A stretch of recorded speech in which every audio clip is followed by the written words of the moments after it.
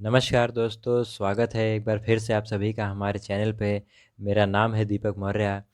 और जैसा कि आप सभी जानते हैं या जो नहीं जानते हैं तो उनको मैं बता दूं कि हमने इंडियन पॉलिटी की भी एक सीरीज़ स्टार्ट की है, जिसमें एक वीडियो हमने अपलोड कर भी दिया है। तो आज हम उसका दूसरा वीडियो पढ़ने वाले हैं।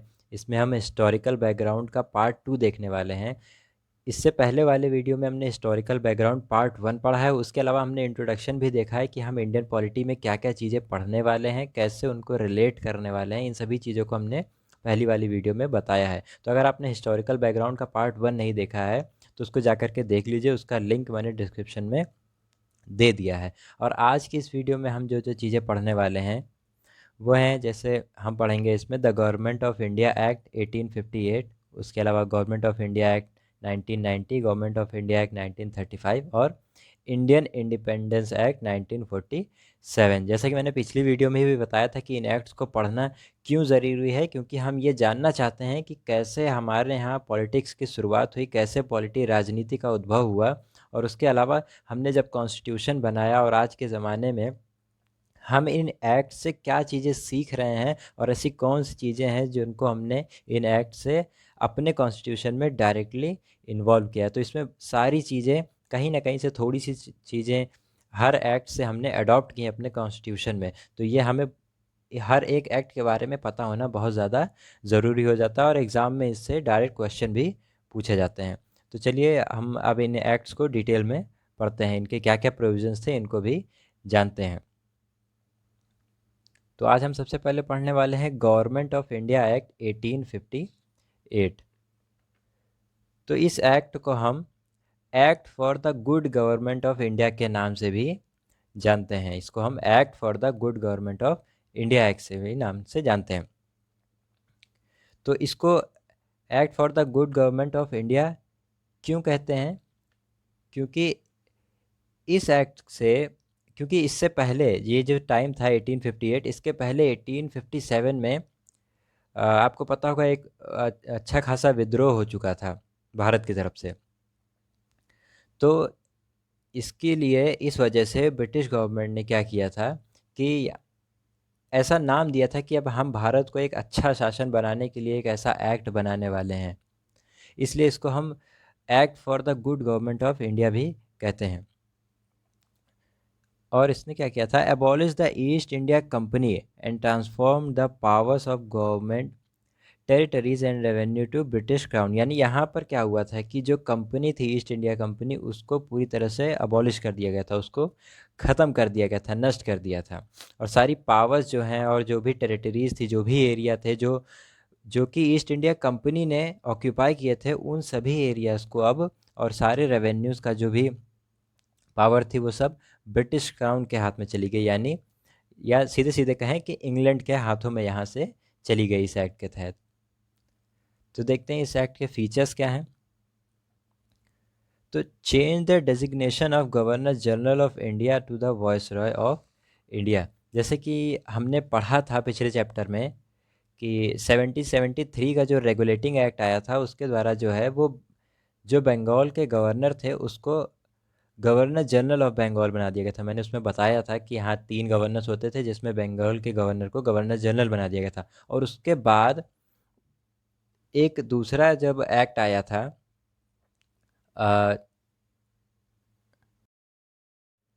1833 का चार्टर एक्ट, तो उस एक्ट में क्या किया गया था कि जो बंगाल के गवर्नर जनरल होते थे उनको नाम दे दिया गया था इंडिया के गवर्नर जनरल का। तो अब इस एक्ट में क्या किया गया, गवर्नमेंट ऑफ इंडिया एक्ट 1858 में, वही जो गवर्नर जनरल ऑफ इंडिया थे अब उनको क्या बना दिया गया था, उनको वॉयसरॉय ऑफ इंडिया का नाम दे दिया गया था। यानी जो उनका डेजिग्नेशन था, जो उनका पद नाम था, उसको अब गवर्नर जनरल ऑफ इंडिया से हटा करके वॉयसरॉय ऑफ इंडिया का नाम दे दिया गया था। Viceroy was the direct representative of British crown in India. यानी जो वॉयसरॉय था वो क्या था, वो ब्रिटिश क्राउन का, यानी जो ब्रिटिश गवर्नमेंट थी उनका डायरेक्ट रिप्रेजेंटेटिव होता था इंडिया में। तो लॉर्ड कैनिंग जो थे वो पहले वॉयसरॉय बने इंडिया के। ended the system of double government by abolishing the board of control and court of directors। पिछली वीडियो में मैंने बताया था बोर्ड ऑफ कंट्रोल और कोर्ट ऑफ डायरेक्टर्स के बारे में। तो इस एक्ट के तहत बोर्ड ऑफ कंट्रोल और कोर्ट ऑफ डायरेक्टर को ख़त्म कर दिया गया, इनकी जो पद था उसको समाप्त कर दिया गया और इस तरह से डबल गवर्नमेंट जो था उसको ख़त्म कर दिया गया। It created a new office, secretary of state of India, यानी एक यहाँ पर एक नया पद बनाया गया, क्या, secretary of state of India, जिसको हम कहेंगे भारत का सचिव, भारत राज्य का सचिव, secretary of state of India बनाया गया। Wasted with complete authority and control over Indian administration, यानी जो इंडियन एडमिनिस्ट्रेशन था उसके ऊपर पूरा कंट्रोल और पूरी अथॉरिटी उस सेक्रेटरी को दी गई। यानी यहाँ पर एक नई पोस्ट बनाई गई secretary of state of India की, और उसको कंप्लीट अथॉरिटी और कंट्रोल दिया गया इंडियन एडमिनिस्ट्रेशन, यानी भारत का प्रशासन चलाने के लिए उनको पूरी शक्ति और पूरी नियंत्रण दिया गया। It established a 15-member council of India to assist Secretary for India, यानी एक 15 सदस्यों की 15 मेंबर यानी 15 सदस्यों की एक काउंसिल बनाई गई, जिसे हम परिषद कहते हैं, एक परिषद बनाई गई इंडिया की, टू असिस्ट सेक्रेटरी, यानी सेक्रेटरी जो बनाया गया था secretary of state of India, इसकी मदद करने के लिए एक काउंसिल बनाई गई जिसमें 15 मेंबर थे। एक ऐसी काउंसिल बनाई गई जिसमें 15 मेंबर होते थे और इनका काम क्या होता था, ये secretary of state of India को हेल्प करते थे। और इस काउंसिल का चेयरमैन कौन होता था, इस काउंसिल का चेयरमैन सेक्रेटरी ही होता था, यानी secretary of state of India इस काउंसिल के चेयरमैन होते थे, और जो 15 मेंबर होते थे वो इनको असिस्ट करते थे, इनकी मदद करते थे। इसके बाद आता है गवर्नमेंट ऑफ इंडिया एक्ट 1919, 1919 का गवर्नमेंट ऑफ इंडिया एक्ट। तो देखते हैं, it is also known as Montagu Chelmsford reform, इसको हम मॉन्टेग चेम्सफोर्ड रिफॉर्म भी कहते हैं। तो आइए अब देखते हैं इसके features. Relax the control central control over the provinces bye separating the central and provincial subject, यानी यहाँ से क्या किया गया, जो सेंटर के सब्जेक्ट थे और जो प्रोविंसेस के सब्जेक्ट होते थे। सब्जेक्ट क्या है, जैसे देखिए इंडिया में या किसी भी कंट्री में जब हम लोग रूल बनाते हैं तो हर रूल एक सब्जेक्ट होता है। जैसे एजुकेशन एक सब्जेक्ट है कि हाँ एजुकेशन पे रूल बनाने हैं, ट्रांसपोर्टेशन एक सब्जेक्ट है कि उस पर रूल बनाने हैं, हेल्थ एक सब्जेक्ट है कि उस पर रूल बनाने हैं, तो ऐसे सिक्योरिटी है उस पर रूल बनाने हैं। तो ये सब एक सब्जेक्ट होते हैं कि किस पे रूल बनाने हैं।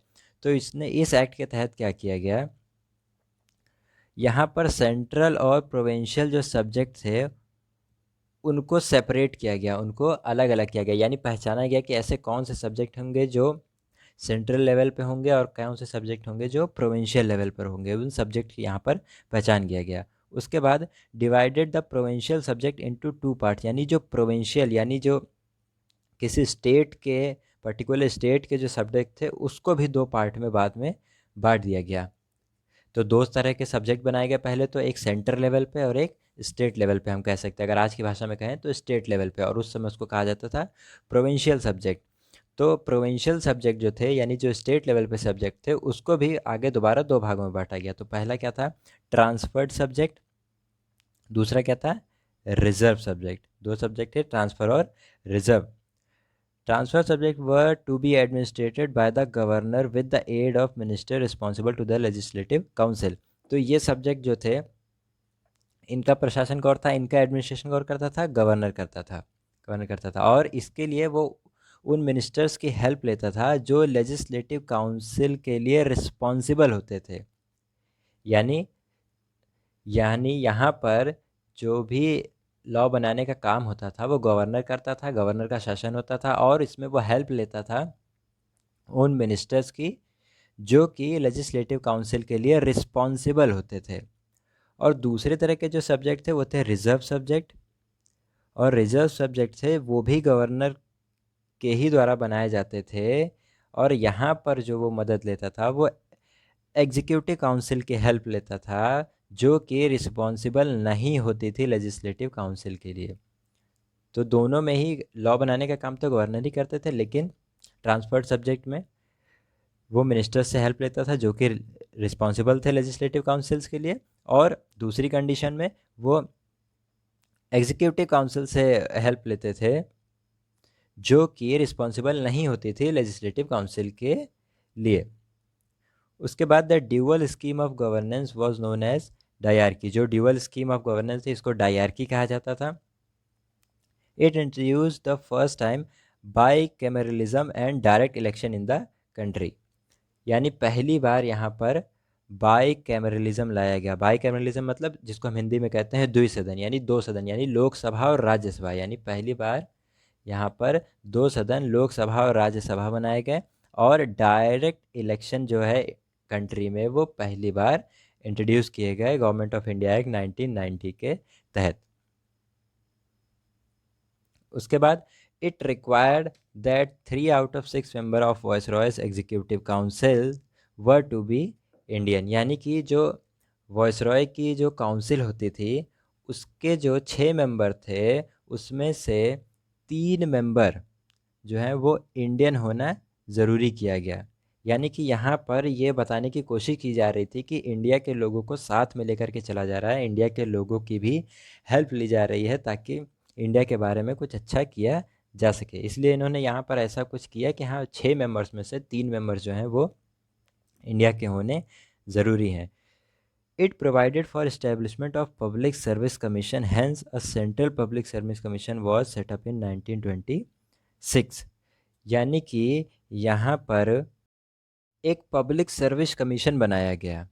यहाँ पर इसमें एक प्रोविज़न किया गया कि यहाँ एक पब्लिक सर्विस कमीशन होना चाहिए, और इसलिए 1926 में सेंट्रल पब्लिक सर्विस कमीशन बनाया गया। It granted franchises to a limited number of people on the basis of property, tax और education।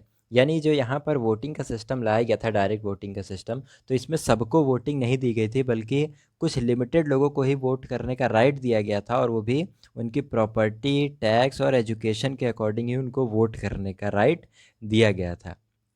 Extended the principle of communal representation by providing separate electorate for Sikh, Christian, Anglo Indians and European. यानी यहाँ पर क्या किया गया था, communal representation जो है वो बढ़ाया गया था। किस तरह से, उनको सेपरेट इलेक्टोरेट दे करके कम्युनल रिप्रेजेंटेशन बढ़ाया गया था। यानी यहाँ पर एक हिंदी में कहें तो पृथक निर्वाचन की व्यवस्था की गई थी, जिसके आधार पर इन्होंने सांप्रदायिक आधार पर जो कह सकते हैं कि यानी धर्म के आधार पर वोट करने का राइट दिया गया था, जिससे कि यहाँ पर कम्युनल रिप्रेजेंटेशन इंक्रीज हुआ। It separated provincial budget from the central budget and authorise the provincial legislator to enact their budget.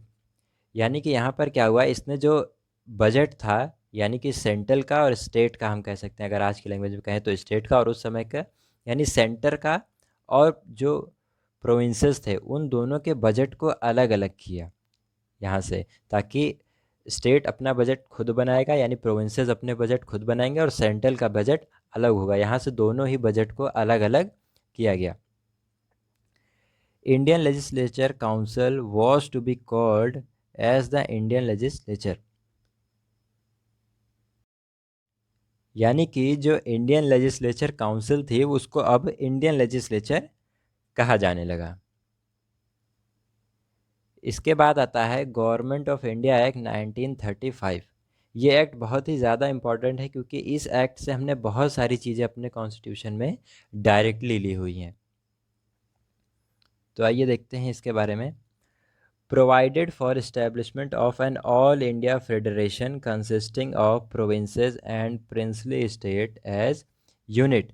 यानी यहाँ पर क्या हुआ, एक प्रोविज़न किया गया किस चीज़ के लिए, ऑल इंडिया फेडरेशन के इस्टेब्लिशमेंट के लिए एक यहाँ पर प्रोविज़न किया गया, जिसमें कि जितने भी प्रोविंसेस थे और जो प्रिंसली स्टेट थे। अब प्रोविंसेस क्या थे, प्रोविंसेस वो एरिया थे जो कि ब्रिटिशर्स के अंदर में आते, जो ब्रिटिशर्स गवर्न करते थे जहाँ पे, और प्रिंसली स्टेट्स में वो सब आते थे जहाँ पर इंडिया के लोकल राजा जो है, जो भी लोकल राजा होते थे वो राज किया करते थे, उनके रूल चलते थे।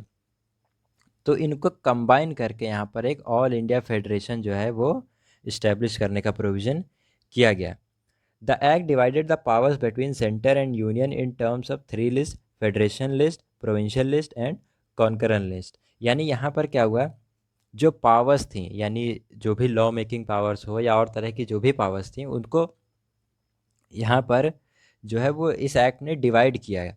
तो यहाँ पर 3 लिस्ट बनी। एक जो पहली लिस्ट थी उसको फेडरेशन लिस्ट कहा जाता है, दूसरी को हम कहते हैं प्रोविंशियल लिस्ट, और तीसरी को कॉन्करन लिस्ट कहा जाता है। और आज भी हमारे यहाँ इसी तरह की लिस्ट पाई जाती है, 3 तरह की, जिसे हम यूनियन लिस्ट, स्टेट लिस्ट और कॉन्करेंट लिस्ट कहते हैं। तो यहीं से उसकी शुरुआत हुई थी, यहाँ से इस एक्ट के गवर्नमेंट ऑफ इंडिया एक्ट 1935 से उसकी शुरुआत हुई थी। यहाँ पर 3 तरह की लिस्ट बनाई गई थी पावर को बांटने के लिए। फेडरेशन लिस्ट जो कि यूनियन लिस्ट होती थी, प्रोविंशियल लिस्ट जिसको हम आज के डेट में स्टेट लिस्ट से कंपेयर कर सकते हैं, और फिर कॉन्करेंट लिस्ट जिसको हम आज भी कॉन्करेंट लिस्ट ही कहते हैं। It provided for adoption of dyarchy at the centre, यानी सेंटर पे फिर से डायरकी अडॉप्ट की गई, यानी कि दोहरा शासन जिसको हम कहते हैं वो अडॉप्ट किया गया। Consequently the federal subject were divided into reserved and transfer subject, यानी यहाँ पर जो सब्जेक्ट होते थे फेडरल के यानी सेंटर के, वो फिर 2 पार्ट में बट गए, रिजर्व्ड और ट्रांसफर्ड, क्योंकि यहाँ पर डायरकी जो है अडॉप्ट कर ली गई, यानी दोहरे शासन की व्यवस्था अडॉप्ट की गई। It introduce by cameralism in 6 out of 11 provinces, यानी कि यहाँ पर जितने भी हमारे 6 प्रोविंसेस थे, 11 में से जो 6 प्रोविंस थे वहाँ पर बाई कैमरलिज्म यानी कि राज्यसभा और लोकसभा यानी 2 सदन बनाने की प्रथा चालू की गई। राज्यसभा लोकसभा नाम तो नहीं दे सकते, क्योंकि राज्यसभा और लोकसभा तो सेंटर पे होता है, यानी एक ही होता है। और यहाँ पर प्रोविंसेस में यानी स्टेट में जो है वो बाईकैमरलिज्म यानी 2 सदन बनाने की जो प्रथा थी वो चालू की गई, और इस तरह उनके ऊपर बहुत सारे रेस्ट्रिक्शंस भी लगाए गए। It provided for establishment of reserve bank of India, यानी गवर्नमेंट ऑफ इंडिया एक्ट 1935 के तहत ही इंडिया में आरबीआई यानी रिजर्व बैंक ऑफ इंडिया को इस्टेब्लिश करने का प्रोविज़न किया गया। और इसका जो प्रोविज़न किया गया था वो किया गया था to control the currency and credit of the country, यानी जो भी कंट्री के करेंसी और क्रेडिट थे उसको कंट्रोल करने के लिए आरबीआई का गठन किया गया, वो गवर्नमेंट ऑफ इंडिया एक्ट 1935 के तहत। It provided for establishment of not only federal public service commission but also a provincial public service commission and a joint public service commission, यानी इस एक्ट के तहत सिर्फ फेडरल पब्लिक सर्विस कमीशन ही नहीं बल्कि provincial public service commission भी बनाने के लिए भी प्रोविज़न रखा गया। जैसे आज के समय में हम देखते हैं कि एक तो यूपीएससी होता है जो कि सेंट्रल लेवल पर होता है, और उसके बाद स्टेट पीएससीज भी होते हैं। उसी तरह ये वो चीज़ यहाँ से ही स्टार्ट की गई थी कि एक फेडरल पब्लिक सर्विस कमीशन तो था ही, उसके साथ साथ प्रोविंशियल पब्लिक सर्विस कमीशन को भी स्टार्ट किया गया, और उसके अलावा एक जॉइंट पब्लिक सर्विस कमीशन भी स्टार्ट किया गया गवर्नमेंट ऑफ इंडिया एक्ट 1935 के तहत। इसके बाद आता है इंडियन इंडिपेंडेंस एक्ट 1947। अब इसमें देखते हैं क्या होता है, क्योंकि 1947 में क्या हुआ था कि इंडिया आज़ाद हो चुका था, और इस एक्ट का नाम ही था इंडियन इंडिपेंडेंस एक्ट, यानी कि ये जो एक्ट था ये भारत को आज़ाद घोषित करने के लिए ही ये एक्ट लाया गया था। तो इस एक्ट में क्या मुख्य बातें थी वो भी देख लेते हैं। Ended British rule in India and declared India as an independent and sovereign state from 15 अगस्त 1947, यानी कि यहाँ पर क्या हुआ, ब्रिटिश रूल जो था इस एक्ट के तहत वो ख़त्म कर दिया गया, और इस एक्ट ने ये घोषित किया कि इंडिया जो है वो 15 अगस्त 1947 से आज़ाद होगा और संप्रभु होगा, यानी कि उस पर किसी का भी कंट्रोल नहीं होगा। Act provided for creation of 2 independent dominions India and Pakistan, यानी कि इस एक्ट ने ये प्रोविज़न किया कि जो इंडिया होगा उसमें 2 क्षेत्र हो जाएंगे, और वो 2 भागों में बटेगा, इंडिया और पाकिस्तान, यानी इस एक्ट के तहत ही भारत को जो है वो 2 भागों में बांटा गया, इंडिया और पाकिस्तान में। Abolish post of secretary of India, यानी जो इंडिया की सेक्रेटरी की पोस्ट जो बनाई गई थी उस पोस्ट को भी इस एक्ट के तहत ख़त्म कर दिया गया। The governor general and provincial governors to act as constitution head यानी जो भी गवर्नर जनरल थे और गवर्नर्स थे उनको कॉन्स्टिट्यूशन हेड की तरह काम करने के लिए अपॉइंट किया गया। It empowered the Constituent Assembly of the two dominions to frame and adopt any constitution for their respective nations and to repeal any act of British Parliament including the Independence Act itself। यानी कि यहाँ पर इस act के तहत जो दो देश बनाए गए थे इंडिया और पाकिस्तान, उनको ये पावर दी गई, उनकी जो संविधान सभा थी, जो कॉन्स्टिट्यूएंट असेंबली थी, उनको ये पावर दी गई कि वो कोई भी किसी भी तरह का एक्ट जैसा वो बनाना चाहे बना सकते हैं और ब्रिटिशर्स के बनाए हुए किसी भी एक्ट को ख़त्म कर सकते हैं। यहाँ तक कि ये जो एक्ट है इंडियन इंडिपेंडेंस एक्ट 1947, इस एक्ट को भी अबॉलिश कर सकते हैं, इसको भी ख़त्म कर सकते हैं। ये पावर दोनों ही कॉन्स्टिट्यूएंट असेंबली यानी इंडिया और पाकिस्तान को दी गई। Crown cease to be the source of authority, यानी कि ये जो संविधान बनाने और आज़ाद करने का जो ये जो अथॉरिटी थी, ये इसका जो सोर्स था, इसको माना गया क्राउन यानी कि इंग्लैंड यानी कि ब्रिटिश गवर्नमेंट की तरफ से ये पावर दी गई कि आप इस तरह के एक्ट, इस तरह के कानून बना सकते हैं। और इस एक्ट के बाद ही फिर इंडिया इंडिपेंडेंट हुआ और हमने अपना कॉन्स्टिट्यूशन बनाया और आज हम उसी कॉन्स्टिट्यूशन को फॉलो करते हुए चले आ रहे हैं। तो यहाँ तक हमने देखा इंडिया के इंडिपेंडेंस तक की सारी चीज़ें। इसके बाद आगे की वीडियो में, अगले पार्ट में हम देखेंगे अपना इंडियन कॉन्स्टिट्यूशन कैसे बना, कैसे कॉन्स्टिट्यूएंट असेंबली बनी, उस कॉन्स्टिट्यूशन में कैसे कैसे बनाया गया, कैसे टाइम लगा, क्या क्या प्रोविज़न्स किए गए, इन सारी चीज़ों को हम अगली वीडियो में देखेंगे। तो अगर आपको आज का वीडियो पसंद आया हो तो प्लीज़ वीडियो को लाइक करें, शेयर करें और चैनल को सब्सक्राइब कर लें, जिससे आने वाली वीडियोस की नोटिफिकेशन आपको मिलती रहें। तो अपना समय देने के लिए बहुत बहुत धन्यवाद।